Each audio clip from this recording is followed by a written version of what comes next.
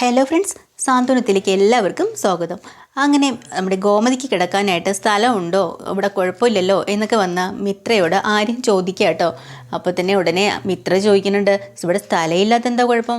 സ്ഥലമുണ്ടല്ലോ, നാം കിടക്കുന്ന മുറിയുണ്ടല്ലോ, അല്ലെങ്കിൽ തന്നെ സ്ഥലമില്ലെങ്കിൽ നമ്മൾ ഉണ്ടാക്കി കൊടുക്കും. കിടക്കാനാണോ സ്ഥലമില്ലാത്തത് എന്ന് മിത്ര ചോദിക്കുമ്പോൾ ആര്യം പറയാട്ടോ, അതെ നിൻ്റെ അമ്മയല്ല ഇവിടെ വന്നിരിക്കുന്നത്, എൻ്റെ അമ്മ ഇവിടെ വന്നിരിക്കുന്നത്. അതുകൊണ്ട് അമ്മയാണെന്ന് പറഞ്ഞ് ഇപ്പം ആര്യൻ്റെ അമ്മ മാത്രമല്ല, അത് എൻ്റെയും കൂടെ അപ്പച്ചിയാണ്, എനിക്കറിയാം എങ്ങനെ നോക്കണമെന്ന് കേട്ടോ എന്നും പറഞ്ഞ് അവരങ്ങോട്ടും ഇങ്ങോട്ടും ചെറിയ ചെറിയ തർക്കങ്ങളായിരുന്നു. നിൽക്കുന്ന സമയത്ത് ഗോമതി അങ്ങോട്ട് ഓടി വന്നിട്ട് പറയുക കേട്ടോ, എന്താ ഇവിടെ പ്രശ്നം? രണ്ടുപേരും കൂടെ വഴക്കാണോ? ഒന്നുമില്ലമ്മേ, കിടക്കുന്ന കാര്യത്തെക്കുറിച്ചുള്ള ചിന്തയാണ്. അമ്മയെ എവിടെ കിടത്തണമെന്നും പറഞ്ഞു. ഞാൻ അവിടെ പുറത്ത് സെറ്റിയിലെങ്ങാനും ചുരുണ്ടുമൂടി കിടന്നോളാം എന്ന് പറയുമ്പോൾ ആര്യം പറയാണ്, എന്താ അമ്മ പറഞ്ഞത്? അവിടെ ചുരുണ്ടുമൂടി കിടന്നോളാന്നോ? അതൊന്നും പറ്റില്ല, അമ്മ ഇവിടെ കട്ടിലിൽ കിടന്നാൽ മതി. അങ്ങനെ ഞാനിവിടെ കിടന്നാൽ നിങ്ങളെവിടെ പോവും? നമ്മളവിടെ എങ്ങാനും ചെന്ന് കിടന്നോളാം. അതൊന്നും പറ്റത്തില്ല, നിങ്ങൾ രണ്ടുപേരും ഒരുമിച്ച് തന്നെ കിടന്നാൽ മതി എന്ന് പറയുമ്പോൾ ഉടനെ ആര്യം പറയാം, അമ്മ പറയണ കേള്, അവിടെ പോയി കിടക്കും, നമ്മൾ ഹാളിലെങ്ങാനും പോയി കിടക്കാം. ശരി, ഹാളിൽ കിടന്നാലും നിങ്ങൾ ഒരുമിച്ച് തന്നെ കിടക്കണമെന്ന് പറയാട്ടോ. ശരി. ആ ഒരു സമ്മതത്തിൽ ആ ഒരു ബെഡിലേക്ക് ഗോമതി കിടക്കുകയാണ്. ഇവർ ചെന്ന് ഹാളിലും കിടക്കുക കേട്ടോ. അവിടെ ചെല്ലുമ്പോൾ പിന്നെ ഉടനെ ഒരു ബെഡല്ലേ ഉള്ളൂ. ആ സമയത്ത് തറയിൽ വിരിച്ച് കിടക്കുകയാണ്. അപ്പോൾ ആര്യം പറയുക, അതെ ഈ ഒരു സ്വാതന്ത്ര്യം വെച്ചും കൊണ്ട് ഇപ്പം കിട്ടിയ അവസരവും വെച്ചും കൊണ്ട് നീ എന്നെ തൊടാനും പിടിക്കാനൊന്നും വന്നേക്കരുത്, പറഞ്ഞേട്ടല്ലോ. അപ്പം തന്നെ മിത്ര പറയല്ലേ, കൊള്ളാമല്ലോ, അപ്പോൾ സ്വന്തം ആവശ്യത്തിന് എന്നെ കയറി പിടിക്കാം അല്ലേ? അല്ലെങ്കിൽ നിങ്ങൾ മാന്യൻ. ഞാൻ നിന്നെ എപ്പോഴാണ് കയറി പിടിച്ചത്? പിന്നെ നേരത്തെ അമ്മ അന്വേഷിച്ച് പോകാൻ വേണ്ടി പോയപ്പോഴേ എൻ്റെ കൈ പിടിച്ചിട്ട് സംസാരിച്ച ഓർമ്മയില്ലേ?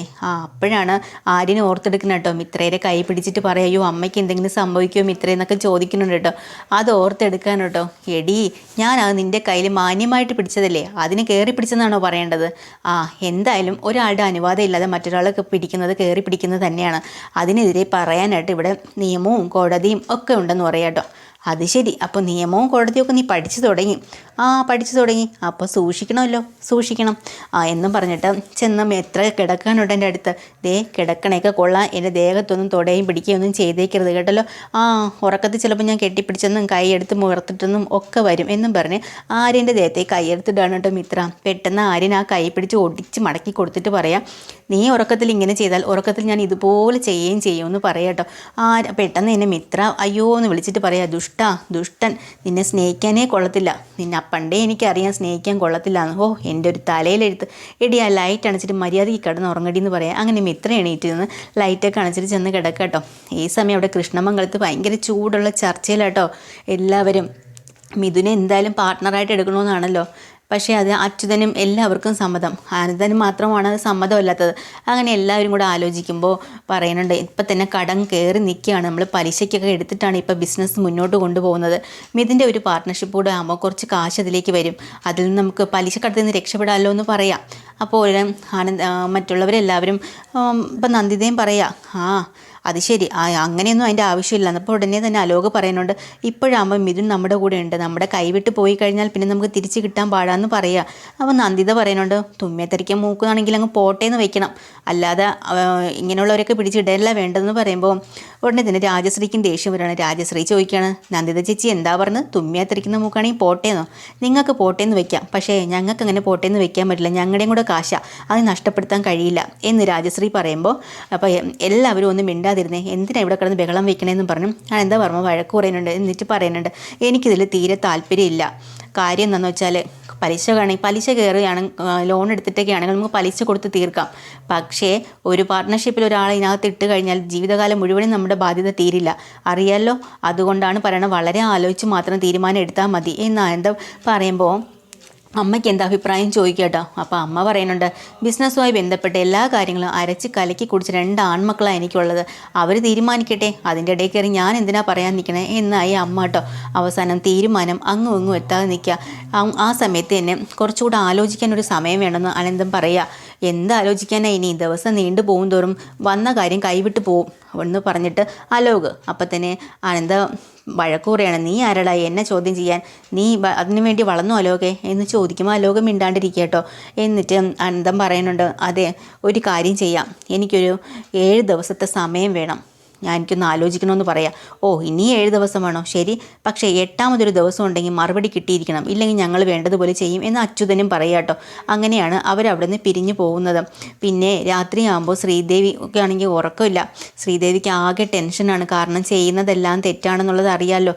എങ്ങനെയെങ്കിലും സത്യാവസ്ഥ ആനന്ദിനോട് പറയണമെന്നാണ് ആഗ്രഹം. അങ്ങനെ രാത്രി ഉറക്കത്തിൽ തന്നെ ആനന്ദിനെ ഫോൺ വിളിക്കാട്ടോ. പിന്നെ അപ്പോൾ ആനന്ദിന് ഭയങ്കര സന്തോഷമാവുകയാണ് ശ്രീദേവി ഫോൺ വിളിക്കുന്നത്. അപ്പോൾ ചോദിക്കുന്നുണ്ട്, എന്താ ഈ രാത്രി വിളിച്ചത്? എന്താ ബുദ്ധിമുട്ടായോ? ഏയ് എനിക്കൊരു ബുദ്ധിമുട്ടുമില്ല, നീ വിളിക്കുന്നത് തന്നെയാണ് എനിക്ക് ഏക ആശ്വാസം എന്ന് പറയാട്ടോ. അതെന്താ അങ്ങനെ? ആനന്ദേട്ടൻ ഒരു ജോലിക്കാരനല്ലേ, ഓഫീസിലൊക്കെ പോവുകയും എടുക്കുകയും പല ആൾക്കാരെ കാണുകയും സംസാരിക്കുകയൊക്കെ ചെയ്യില്ലേ, അപ്പോൾ അവരൊക്കെ സംസാരത്തിൽ നല്ല സമാധാനം കിട്ടില്ലേ? അങ്ങനെയല്ല, നീ വിളിക്കുമ്പോൾ മാത്രമാണ് എനിക്കൊരു സമാധാനമുള്ളത്. എനിക്കങ്ങനെ നീ വിചാരിക്കും പോലെ ഒരുപാട് ഫ്രണ്ട്സോ കാര്യങ്ങളോ ഒന്നുമില്ല. ഞാൻ എൻ്റെ മനസ്സിലെ കാര്യങ്ങൾ അത്രയ്ക്കും തുറന്ന് പറയാൻ വേണ്ടിയിട്ട് എനിക്ക് അത്രയ്ക്കും ബെസ്റ്റ് ഫ്രണ്ടോ അങ്ങനെ ആരുമായിട്ട് എനിക്കൊരു കൂട്ടുമില്ല എന്ന് പറയാട്ടോ. അപ്പോൾ ശ്രീദേവിക്കാണെങ്കിൽ നല്ല വിഷമമുണ്ട്. കാരണം നല്ലൊരു മനുഷ്യനല്ലേ, അയാളെ നമ്മൾ പറ്റിക്കണ ശരിയല്ലല്ലോ എന്നും പറഞ്ഞ് അപ്പോൾ ഉടനെ ശ്രീദേവി പറയാം, ഇതൊക്കെ ഇപ്പോഴത്തെ തോന്നൽ മാത്രമല്ലേ ഉള്ളൂ ആനന്ദേട്ടാ, നിശ്ചയം വരാം, അത് കഴിഞ്ഞാലോ? അത് കഴിഞ്ഞാൽ എന്താ, കല്യാണം നടക്കില്ലേ, നമ്മൾ ഒന്നാവില്ലേ എന്നൊക്കെ ചോദിക്കുമ്പോൾ, അല്ല ചിലപ്പോൾ അതൊന്നും അതുവരെയൊന്നും പോയില്ലെങ്കിലോ? അതെന്താ നീ അങ്ങനെ പറയണം? ദേ ശ്രീദേവി, നീ ഒറ്റ ഒരുത്തിയാ എനിക്ക് കല്യാണം പോലും വേണ്ടാന്ന് വെച്ചിട്ട് നിന്ന ഞാനാ. എന്നെ ആഗ്രഹിച്ച് ഇവിടം വരെ കൊണ്ടെത്തിച്ച് എനിക്കൊരു പ്രതീക്ഷയൊക്കെ തന്ന് ഇവിടം വരെ നീ കൊണ്ടെത്തിച്ച് നീയാ. ഇനി അത് നീ വേണ്ടാന്നോ ഇല്ലാന്നോ പറഞ്ഞു കഴിഞ്ഞാൽ ഞാൻ ജീവനോടെ ഇരിക്കില്ല, ഞാൻ ചത്തുകളയെന്ന് പറയാട്ടോ ആനന്ദ്. അത് കേട്ട് ശ്രീദേവി ആകെ പേടിച്ച് വരച്ചിട്ട് പറയാനുണ്ട്, അയ്യോ ആനന്ദേട്ടാ അങ്ങനെയൊന്നും ചെയ്ത് കളയരുത്, ഞാൻ ഇനി ഇങ്ങനെയുള്ള വർത്തമാനങ്ങളൊന്നും പറയില്ല. എന്നിട്ട് പറയാൻ വന്ന കാര്യങ്ങളൊന്നും ശ്രീദേവി പറഞ്ഞില്ല കേട്ടോ. പാവം അദ്ദേഹത്തെ വിഷമിപ്പിക്കേണ്ടെന്ന് പറഞ്ഞ് ഗുഡ് നൈറ്റ് പറഞ്ഞ് അവർ അങ്ങനെ കിടക്കുകയാണ്. നേരം വെളുക്കുമ്പോൾ ബാലനാണെങ്കിൽ നമ്മുടെ ഗോമതി പോലും തലേ ദിവസം പോലും നേരെ ഉറങ്ങിയില്ല. അങ്ങോട്ടും ഇങ്ങോട്ടുമൊക്കെ തിരിഞ്ഞ് ഭയങ്കരമായിട്ട് വിഷമത്തിലും കണ്ണു നിറഞ്ഞും ഒക്കെ കിടക്കുകയാണ്. ഗോമതിക്കും അങ്ങനെയൊക്കെ തന്നെ ആയിരുന്നു അവിടെ. നേരം വെളുത്ത് ബാലൻ പതിവ് പോലെ നടക്കാനൊക്കെ പോയിട്ട് വന്നപ്പോൾ പലകാരമായിട്ടാണ് വരുന്നത്. സ്ഥിരം വരും പോലെ വടയും മഴയ്ക്കൊക്കെ ഉണ്ട്. അതും കൊണ്ടുവന്ന് അനുമോളെയും മീനാക്ഷിനെയും ഒക്കെ വിളിച്ചിട്ട് പറയുന്നുണ്ട്. പക്ഷേ അതിന് മുന്നേ വന്നുടനെ സാധാരണ വിളിക്കും പോലെ ഗോമതി എന്ന് വിളിച്ചിട്ടാണ് വരണം കേട്ടോ, ഗോമതി എന്ന്. അപ്പോൾ അനുമോൾ വന്ന് ചോദിക്കുക, എന്താ വെച്ചാൽ കയ്യിൽ മോളെ ഇത് സാധാരണ ഉള്ളതിനേക്കാൾ ഇന്ന് പഴംപൊരിയൊക്കെ ഉണ്ട്. അങ്ങനെ അത് വാങ്ങിച്ച് നോക്കിയിട്ട് ചോദിക്കുന്നുണ്ട്, അയ്യോ ഇതിലിപ്പോൾ 2 എണ്ണം കൂടുതലുണ്ടല്ലോ, അതാർക്കാ? അത് നിനക്ക് തെറ്റിയതാ മോളെ, ഞാൻ എന്നും വാങ്ങുന്നത് പോലെ തന്നെ അതിൽ വാങ്ങിച്ചത്, നിനക്ക് എണ്ണം തെറ്റിയതാന്ന് പറയാം കേട്ടോ. അപ്പോൾ ശരിക്കും ഗോമതി ഇല്ല എന്നുള്ള കാര്യം അറിയണില്ലല്ലോ, അതും കൂടെ ചേർത്താണ് ബാലൻ വാങ്ങുന്നത്. അപ്പോൾ പിന്നെ പറയാം, ശരി നീ ഒരു കാര്യം ചെയ്തെല്ലാം കൊണ്ടുവച്ചിട്ട് ഗോമതിയോട് പെട്ടെന്ന് ചായയൊക്കെ എടുത്തിട്ട് ഇതൊക്കെ കഴിക്കാൻ പറയാമെന്ന് പറയുമ്പോൾ അനുമോള് പറയാം, അച്ഛാ അതിന് അമ്മ ഇവിടെ ഇല്ലല്ലോ, പിന്നെ എങ്ങനെ കൊടുക്കാമെന്ന് പറയുമ്പോൾ പെട്ടെന്ന് ബാലൻ്റെ മുഖം അങ്ങ് വാടിപ്പോവാണ് കേട്ടോ. ഞാനങ്ങ് മറന്നുപോയി, ശരിയാ അവളില്ലാത്ത കാര്യം ഞാൻ ഓർത്തില്ല. ഒരു കാര്യം ചെയ്യും, നിങ്ങളെല്ലാവരും കഴിക്കുക. പിന്നെ മീനാക്ഷി, നീയല്ലേ ഇവിടുത്തെ മൂത്ത മരുമോള്, ഇനി നീ വേണം ഇവിടുത്തെ കാര്യങ്ങളെല്ലാം ഏറ്റെടുക്കാനായിട്ട്, അതുകൊണ്ട് നീ ഒരു ചായയൊക്കെ ഇട്ടിട്ട് വാന്ന് പറയാം കേട്ടോ. മീനാക്ഷി പെട്ടെന്ന് ആലോചിക്കുന്നുണ്ട് ധർമ്മൻ പറഞ്ഞ കാര്യം. അച്ഛൻ എന്ത് പറഞ്ഞാലും ശരി തന്നെ, ഒരു കാര്യം തൽക്കാലം അനുസരിക്കാൻ പോകരുത്, പലതവണ പറയുമ്പോൾ പറഞ്ഞ് മടുക്കണം, എന്നാൽ മാത്രം എങ്ങനെയെങ്കിലും ഗോമതിയെ തിരിച്ചു കൊണ്ടുവന്നേ പറ്റൂ, അല്ലാതെ കാര്യങ്ങളൊന്നും മുന്നോട്ട് പോവില്ല എന്നൊരവസ്ഥയിൽ കൊണ്ടെത്തിക്കണമെന്ന് ധർമ്മൻ ഉപദേശം കൊടുത്തിരുന്നല്ലോ. അത് അവിടെ നിന്നും കൊണ്ട് മീനാക്ഷി ആലോചിക്കുക കേട്ടോ. എന്നിട്ട് അച്ഛനോട് എന്ത് മറുപടി പറയണം, ചായ ഇടണമെന്നോ ഇടണില്ലെന്നോ എന്താ പറയണം, അങ്ങനെ വിചാരിച്ച് നിൽക്കുക കേട്ടോ. ഇന്നത്തെ എപ്പിസോഡ് തീരുന്നത്. പുതിയൊരു എപ്പിസോഡ് വീണ്ടും വരാൻ. ചാനൽ ഇഷ്ടമായ ലൈക്ക് ചെയ്യുക, സബ്സ്ക്രൈബ് ചെയ്യുക. Thank you.